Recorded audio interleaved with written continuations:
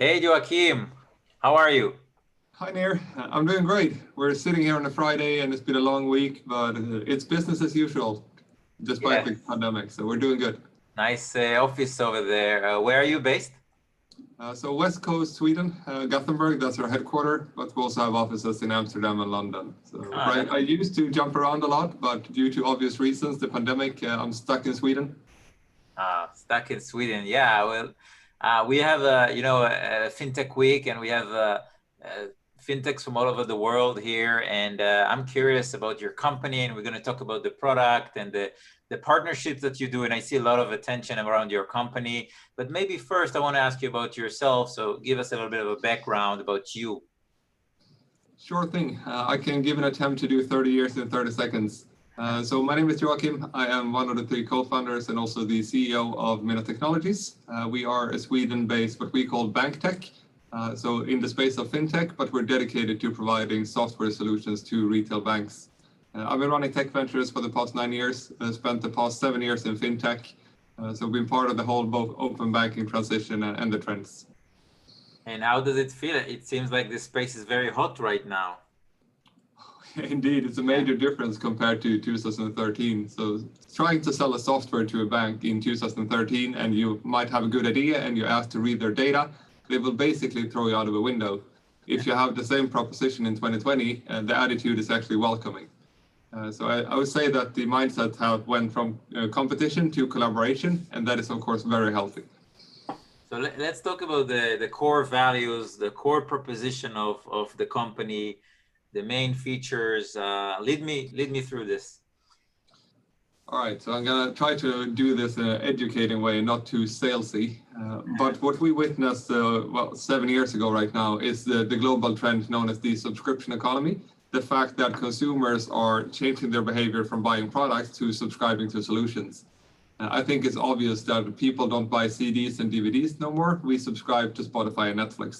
And this trend is now hitting almost every industry in the world. So you can subscribe to your iPhone, you can subscribe to your car, and this trend is just growing. And if you as a consumer have a lot of different subscriptions, you will run into different challenges. So you always have the risk of paying for things you no longer use. You will spend a lot of time when you need to make a change. So if you ever try to cancel, let's say, a broadband contract or a telco contract or even a gym membership, it's quite inconvenient to manage your recurring payments. So that's the fundamental issue that we wanted to address. And today we do this by utilizing the bank as the distribution channel. So the bank that we partner with, you can simply go into the mobile bank or the internet bank. And for example, you can cancel your gym membership from the bank, or you can switch your telco provider from within the bank. So your bank will help you to save time and money. And that's what we are enabling. This is a dream come true because all of us forget these subscriptions. We forget it's inside of our emails or Gmails, right? And then we just pay them. There's so many subscriptions, as you said, and the banks don't have that usability, that nice usability that you can cancel them in 1 second, right? No, indeed, there has been some, let's say, touch points in this area. So if you're looking at the UK, you can cancel your direct debits, meaning you can block a payment, but that is not really to cancel the subscription and the contract itself. So you need to take this one step further in order to have a good user experience. So you're saying that if I'm blocking the merchant, it's not the end of the story here. I still need to cancel like the contract between me and the subscription model, right? In the majority of cases, yes. So if you block your payment for Spotify, it's fine because they will not do anything. But if you block your payment, for example, for your energy contract or your broadband, you will get a debt collection invoice because you failed to pay. So a cancellation and a block payment is not the same, and we do the cancellations. Wow. And how does it look in the app? Like, is it I see my transaction? It's very easy to just unlock this feature, or Well, yeah, that's the most common use case. So let's say that you go into your bank and you look at your transaction statement, so you can see all of your historical transactions. For all of those payments that are tied to a subscription, there will be a new button visible. So you see that you paid 10 euros to Spotify, and then you have this new button that cancel my subscription. So it's visible for all bank users directly inside the app. very easy to use? That's what you're saying. Indeed. That's a crucial key and also learning. So when you're running a B2B2C model that we're integrating into the bank, but it's the end user that's using it, it needs to be easily addressable and easily findable. So we need the bank to support some form of push notifications and communication approach. And of course, it's a brand new thing to expose third-party services inside the universe of the bank. So it's a lot of first times. Yeah. Last partnerships that you can share with us that were already published with banks that you can mention? Well, both ING and Lloyds were published during the summer of 2020, so those are quite recent. And I know that you're going to air this in Q4, so hopefully there are some even more recent ones when this is aired. Wow. Yeah, I mean, what are the markets that you operate in? Because if I'm a bank that are watching this and we want to have your technology right away because it's amazing. So what are your target markets? So currently we have full functionality in the Nordic region, the Benelux region, and in the UK. So there will be 7 different markets. But we should also highlight that we have Visa as one of our main investors. So whenever a bank is issuing Visa cards across the globe, they can consume our products in one way or the other. Wow. When was that Visa deal happen? They invested in our Series A that was closed in May 2019. Yeah. Wow. Amazing. Are there future features or roadmaps, or what is the bigger vision here for the company? So if you look once again on the macro perspective, just to share some data on this, in Europe right now, one average individual have 11 active subscriptions and one average household have more than 20. If you go back in time a few years, that first number was 6. So you can see that, let's say over the past 5 to 7 years, you have increased your subscription portfolio with close to 100%. And we can see that this will now increase even further. So my hypothesis is that in 5 years, people will no longer buy iPhones. You will subscribe to them. In 10 years, people will not buy cars. You will subscribe for transportation from A to B. And I think our position here is that we want to be part of that shift. So when you need to sell your car and start subscribing to it in a long time, well, we should be the native place to help you with that transaction. And of course, through the bank, because the bank is your primary source of financial errands. Wow. And it's only for banks or also for credit card companies? And so we started as a direct B2C play. So when we launched the first version of the product back in 2016, we were a B2C brand, like many other applications, like the let's say, Starling Banks and Monzos and the Revolut of the world, a direct challenger to the incumbent. And in 2017, we entered the first B2B partnership with Swedbank, which is the biggest bank in Sweden. And since then, we've been completely dedicated to sell this as an integrated solution to existing players. And that can be everything from incumbent banks to credit unions and other players. So. I tell you why I ask, because at least in our small market in Israel, Israel, we have amazing fintechs that are going most of the time global because the market is not really, sexy, let's say, for them. But the regulators disconnected between the credit card companies and the banks. So they disconnected. You cannot be a bank and also be a credit card company. So that's why I asked, like, if there's a credit union, credit company that wants to work with you, if that's also one of your target. It's a possibility, but I think you should look at the convenience part of the customer. So I think convenience is the key to most of the digital product success today. One reason why Spotify is successful is because you get access to all the music that you want in any platform that you want. That's convenient. Same goes with Google Maps. I am aware that they will track me 24/7, but the value of the product still makes my life more convenient. So we want our products to be exposed in the universe where it's most convenient. So usually where you pay your bills is where you would like to manage your subscriptions. So yeah. It's more of a natural place to have it inside the bank that have a recurring usage that is financial related. Did you see like an accelerating during the time of COVID, maybe more requests to your company, more banks wants to partner up? It's a valid point. So if you look at the evolution of open banking and fintech in general, I think that in the early days when the regulation came into force in Europe, it was a lot about compliance, of course, big investments in creating compliant APIs and exposing data.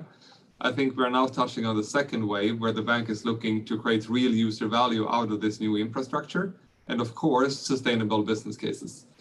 So when COVID hit the world, the importance of, or let's say the scrutiny of the partnership became much more detailed. So you need to provide both the top line and the bottom line impact for your customers, especially after COVID. And just to mention one example on that, today, if you as a consumer, let's say that you find that you have a subscription that you did not know about. Maybe your children signed up for a PlayStation Plus subscription with your card. So you don't even have the password. How should you cancel this? The most common way how people do it today is that they will call their bank and ask the bank to block either the merchant, and if that is not possible, you will kill your whole card to get out of the subscription. And this is a significant cost for the bank. So one of our partners shared some data with us that today, in 2020, they receive 90,000 calls every month with people that want to block subscriptions. Yeah. So just the cost for the bank to answer the phone today is significant. Yeah. Wow.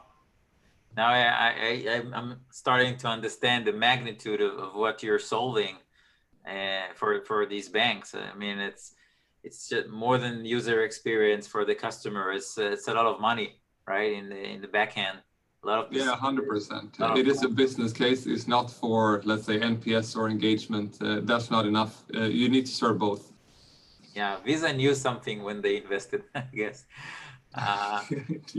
Yeah, I really like the focus of your company, that it's really focused. How many people are you like doing all of this magic? So we're currently 70 people, and we just closed our Series B. So when this is airing, it will be official. So 70 people spread across 3 countries, operations in 7, and of course 2020 is all about scale. And you started from Sweden, you said?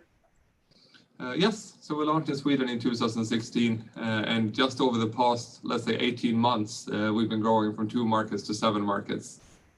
A lot of things are happening in Sweden and in the Nordics in general. Like we just had a FinTech Nation Summit and a lot of great fintech players. And today and in this summit, we also had a Swish. A lot of fintechs. What's going on in the ecosystem there? Like a lot of things have evolved since you dropped like the real cash and you moved to digital. Yeah, so I saw some metrics that Sweden right now have 98% digital transactions. So the cash in the society is barely not existing anymore. So even if you go downtown, you cannot pay with cash anymore. Stores don't accept it. And I also think that we have a lot of role models. So you can look at the Klarnas and the iSettles that are Sweden-based. So you have a strong ecosystem within the finance universe, and you also have a very high level of adoption for digital solutions from the end users. So it is a good starting point, but we have the same situation as Israel, that if you want to scale a company, the population of the Nordic countries is too small. So you need to scale global as fast as possible. Yes, yes. Amazing. Look, I love this topic. I love what you're focused at. I know the pain from the user perspective. I know the pain from the bank perspective. Your product is ready to deploy. It's working. It's done amazingly and super user friendly. How can banks, fintechs can contact you, collaborate with you, start working? Yeah, we've been investing in a lot to make this process as seamless as possible. So one other learning when you work with banks is that in many cases they might have the budget, but their technical resources is limited. So if you look at the backlog of the bank, well, you might have an AML crisis, or you need to invest further in KYC. How do we make sure that the bank prioritizes to work with subscription management as part of their value-adding services?